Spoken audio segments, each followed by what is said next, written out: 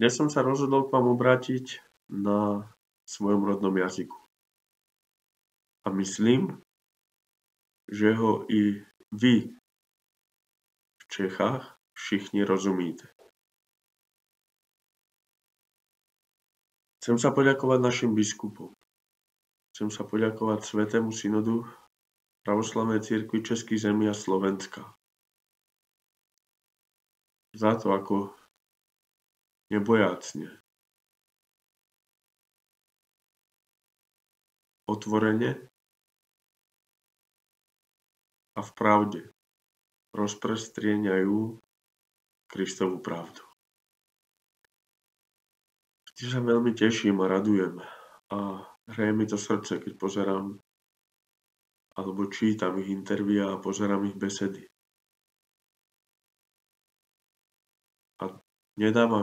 A vďaka tomu mi to nedáva zabudnúť na to, kto som. Áno, som pravoslavný kresťan, ale hrdý syn Československa. Hrdý občan Slovenskej republiky.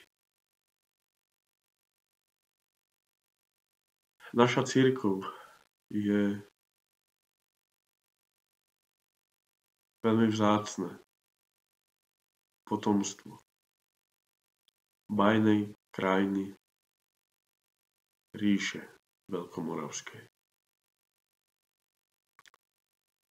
Tam, kde vierozvedci Cyril a Metod položili základy našej viery. V jazyku, ktorému my všetci Slovania rozumieme.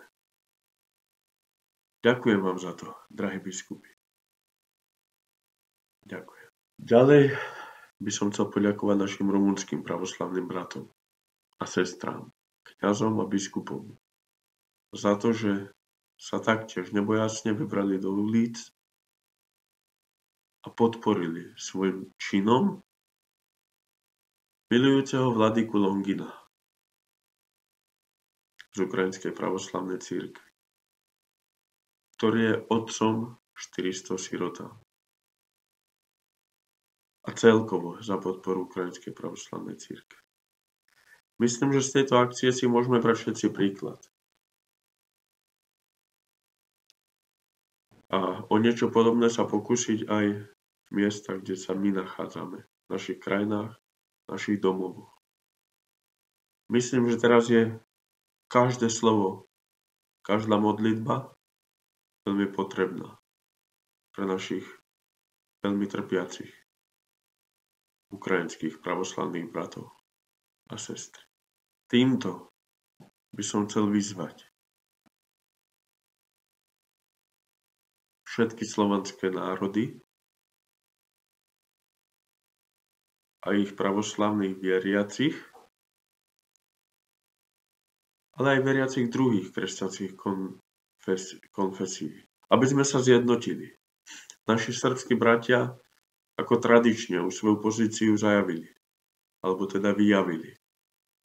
Naši srbskí bratia, ktorých história je preliata krvou, tak ako aj naši poľskí bratia už povedali svoj postoj, svoju pozíciu k tomu, čo sa deje na Ukrajine. K prenasledovaniu politickej moci Svätú Ukrajinskú pravoslavnú cirkev.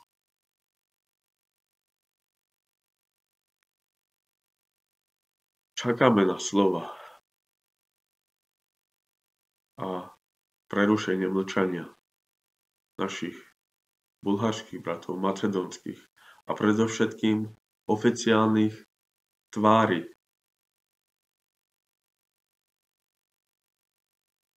ich cirkvi, že ako môžeme našim bratom na Ukrajine pomôcť. Viera bez diel je mŕtva.